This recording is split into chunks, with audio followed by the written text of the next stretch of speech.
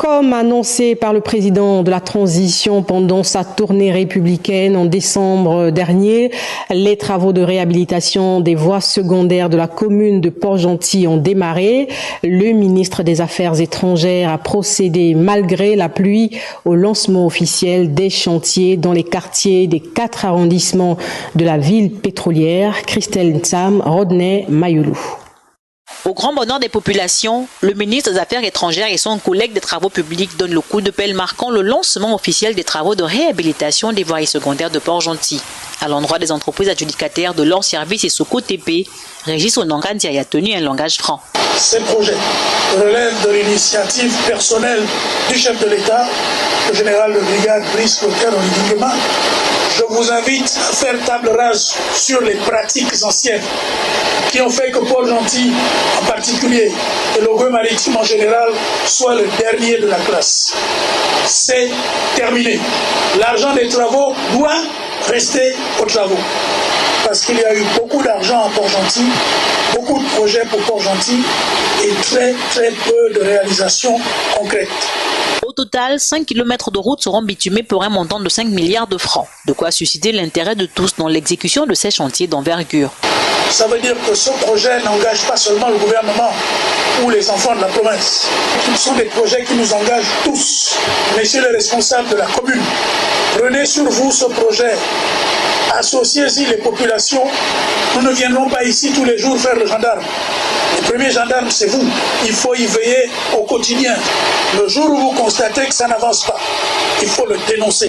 Il faut nous interpeller pour que les responsables puissent rendre des comptes avant qu'il ne soit trop tard.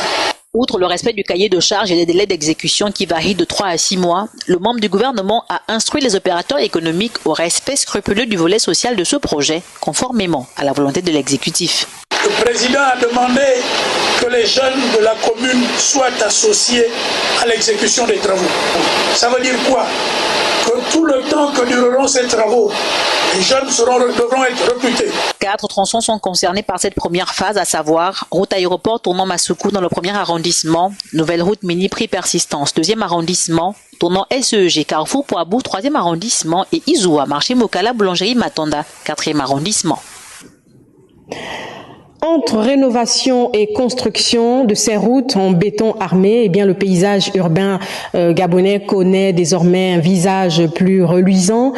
Quelles sont les qualités techniques et les avantages finalement de ces routes en béton? Nos reporters ont rencontré les spécialistes du domaine.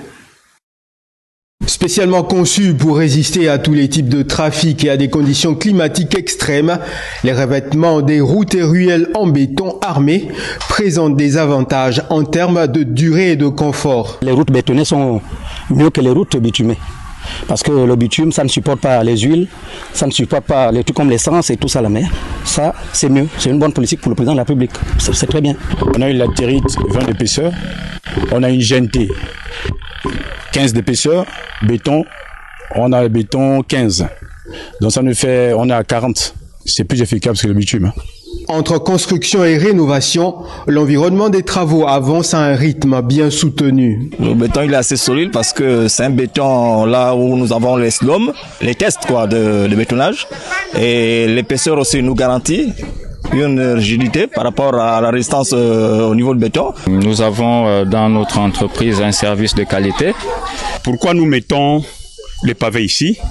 Parce que les premières voies qui ont été réalisées avant, de l'autre côté, à l'arrière-plan, sont en pavé. Donc nous voulons agencer le béton avec le pavé de l'autre côté pour essayer d'harmoniser. Libreville, Akanda et Bikelentoum changent peu à peu leur visage urbain, la route étant un facteur de développement. Seulement entre emprise du domaine public et ajustement des entreprises, la contribution des populations est souvent demandée pour un temps de pause nécessaire avant d'emprunter les routes en béton fraîchement faites.